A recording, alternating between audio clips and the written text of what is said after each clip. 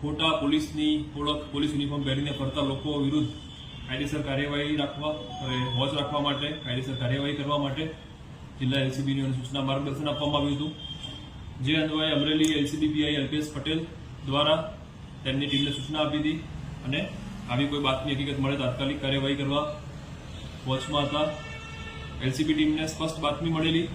કે અમરેલી સિટીના bus stand પાસે પોલીસ નહીં હોવા છતાં કોઈ વ્યક્તિ પોલીસ યુનિફોર્મમાં ઉભેલ છે, જેને જઈને આ યુનિફોર્મ પહેરેલ વ્યક્તિની પૂછપરછ કરતા પોતે ઉમેશ રાહુલ વસાવા તાપી જિલ્લાના વ્યારા ખાતે રહેતો હોય,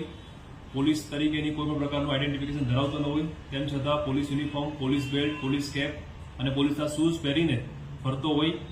અમરેલી સિટી પોલીસ સ્ટેશનમાં બીએનએસ કલમ 205 મુજબ એના વિરુદ્ધ ગુનો દાખલ કરવામાં આવેલ છે તથા તેના પહેરેલા યુનિફોર્મ, કેપ, બેલ્ટ જે આર્ટિકલ્સ પોલીસના હતા